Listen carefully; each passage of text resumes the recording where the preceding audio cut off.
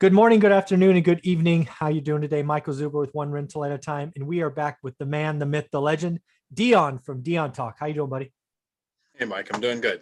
Howdy. I need to get a bell so I can go. I'm ready for round one. I love that. Round one. Oh, that is awesome. Well, hey, one of the things I wanted to do today, or the first episode of three, is just have a really a heartfelt discussion. So share some historical things or that were dark days in my youth. Just because I think people need to realize that all of us have these, and I don't really know how to frame it. We'll just do this live. And the whole idea is that job security is a myth, right? Your job could replace you in a heartbeat. You could be the best at what you do, and in one day your division gets, division grows, or they have to cut heads, or whatever. And yeah, it's, depending on your paycheck, has to be stressful. So what I often talk about is you got to find that other way to find wealth, security, have the extras. And that's what I did with real estate. That was my option. And yeah, so I'll just stop and we'll just start this discussion.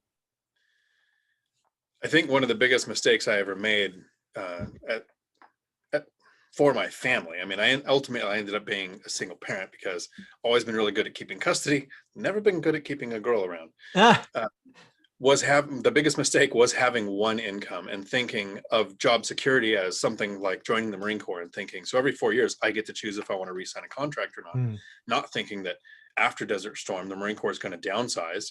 And unless you're in the right MOS or job occupational specialty and you're the right rank, re-enlisting might not even be an option. wow. Luckily for me, it happened on my first enlistment.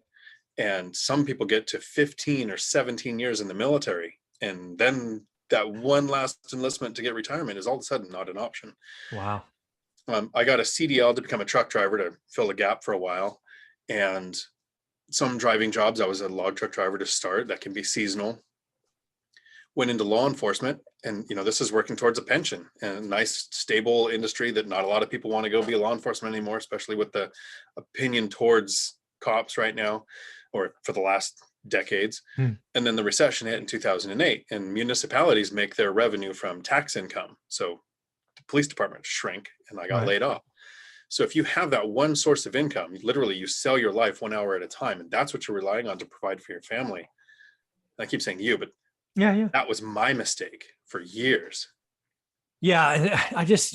I know it feels good in the moment. I know you're getting raises and doing all those things, but yeah, having a single income, I think that's going to be the title, right? That having a single income shouldn't be an option, especially today, right? Whether it's a side hustle or whatever it is, you got to have that other thing.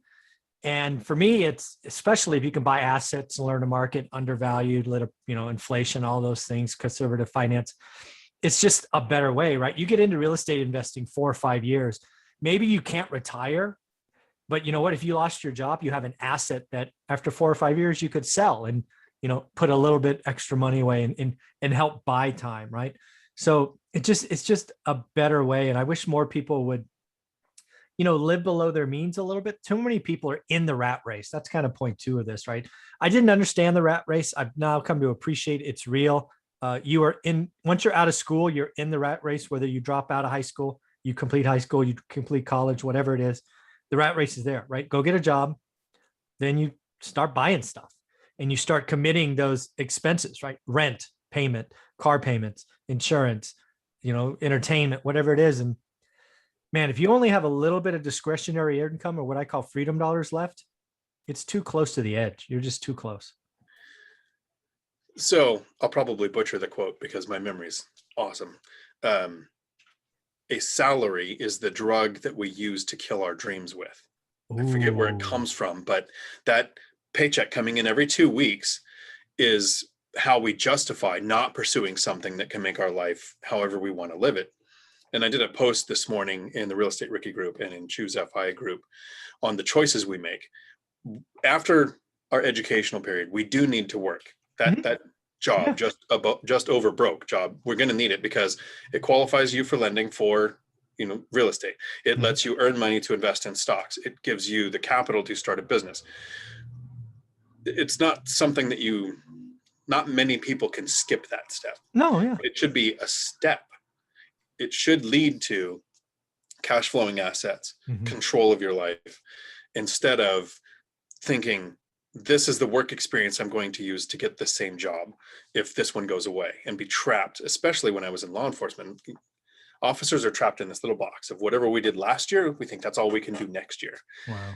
And as soon as you start realizing that you can buy cash flowing assets and that your cost of living needs don't have to be paid for by your work, Yeah. then really the hardest question I think that any of us get comes, what most of us don't realize is getting out of bad debt is actually mentally pretty easy. Pay the debt down, stop making more bad debt. Yeah, exactly. Once you hit zero bad debt and you have the ability to earn financial freedom, there's so many paths that open up that you can't make one decision.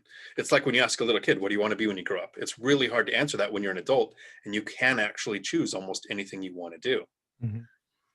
Yeah. And that freedom comes from not relying on a job. Yeah.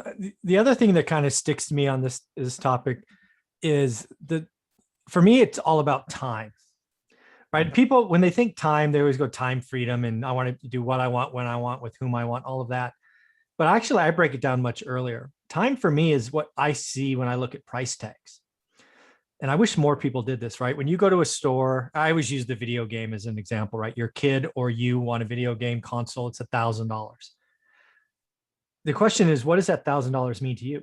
Some people look at it and go, hey, I make 100 grand or whatever the number is, and it's not that much to me. Well, you're wrong, because you really don't make 100 grand, because you pay taxes and all of these things. Maybe you think about it as net. So after taxes, okay, let's say you made 100. So now you make 84. Oh, 1,000, still no big deal. Wrong again. Of that $84,000, you've already committed $76,000 of it, because you have rent and car and health insurance and entertainment and food and all these things. And now you're like 1,000 out of 8,000. Wow, that's 1/12 of what I really have left to spend. So I really wish more people would think about it in time. Time is the only thing you can't get back. When you go to a store and you buy something, you have just sold future time. And I really wish there was an app that, you could scan. It's, you take it up to a price tag and you go, oh my God, this is going to cost me, 17 hours of 17 hours of my future life. So many of us are selling future time. It's not good. When you're relying on your job, you can try to get that promotion, try to get that raise, try to change companies to get more money. And I talk with staff all the time. I'm actually, you're going to be getting a picture of a friend, a coworker who purchased a property, who watches your channel. So he's going to be one of your next 500 Yay! People coming. But he's actually our fleet manager at my truck driving school. And I've been walking him through, financial freedom and introducing him to one rental at a time and bringing him through your content. So I'm losing a really good employee because he's able to retire years before he would be able to, which is awesome for him. Yeah. But when he was reliant on his job, we could go, hey, here's another $1 an hour. You've been doing really good. You've been here this many years. You produce this much value. There's 2,080 work hours in a calendar year. So that's a $2,080 raise. He has several properties, and I'll just use my last rental as an example. Tenant moves out. I relist it. I find out the area market rents. I get a significant increase to my monthly cash flow without having to add more work, without having to go to a boss and try to impress somebody to get that raise. And he's got those assets in place now to where every year, every other year, depending on how he raises it, he's going to get a 5% increase to his income without having to be reliant on just the one job. And that's just one property that can happen at. He's got several now.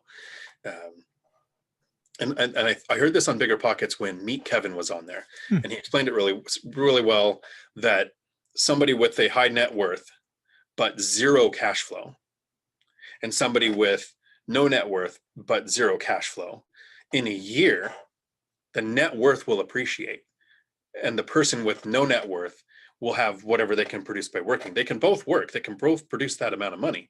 So even if you have no real good cash flow, but you have the assets, the appreciation and the cash flow will be there as rents go up, mortgages get paid down or stay the same. The faster people get on what you talk about all the time, the property ladder, the more impactful years are to our lives. Absolutely. Instead of saying, I've worked at the same company for 10 years. Great. I've had the same rental for 10 years, which means I paid a 10-year ago price, Yes. getting current rents. That's huge. And I'm hoping people can realize how much that means to their life and their family's life. Yeah. What I want to tell people is, I love that, right? Everybody gets a job just over broke. You've got to do that. If you take the time, live below your means and learn your market, do what Dion and I talk about, you could be out of the rat race in 5 to 10 years. It's your call. It's your choice. Do you want the risk of another recession or another event and your job goes away and you're all stressed out? Or do you want to sacrifice a little bit now so you can buy back future time? It's all about future time. You either sell it or you buy it back. It's your call. And this is kind of related. I've been working since I was 8. Mm-hmm. I've lost a lot of sleep over jobs, either thinking I'm going to lose a job, wanting a better job, hoping I get a job. Yeah. I haven't lost any sleep over assets that I own. Yes. Yeah. So I guess that's a dawning moment for me because I had never realized that before. Yeah, that's awesome. Right. Well, thank you for that. We have a couple of other exciting shows to come up. This has been fun. I just had to get it off my chest because, again, you don't have to work 40 hours for 40 years. You don't have to. If you want to, great, but you don't have to. So thanks, Dion. How can people find you? Easy to reach me on Facebook, Dion McNeely, and here on YouTube, Dion Talk Financial Freedom. I try to answer any question that comes my way. So if you have any questions, feel free to reach out. And you're big on bigger pockets. Yes, I try to help bigger pockets as much as possible because kind of like when I was getting on bigger pockets, I wanted to mention one rental at a time because a big portion of my financial freedom comes from the content that I learned from people like you and bigger pockets because here's a moment of clarity for anybody who lasted this long in the video. I started investing in 2011. So pretty much however I've invested, I look like a genius because it's been going like this. Yeah. Good timing. The decisions we make need to be based on people's information like you, Mike, who lived through the last crash, who have seen several cycles come through. And the information on bigger pockets helps me decide what properties are worth pursuing, which ones to avoid, how to screen tenants, how to keep tenants. So that's awesome. why I like to promote you there, them here, same thing. Very cool. Well, thanks, Dion. I look forward to topic number 2. Me too.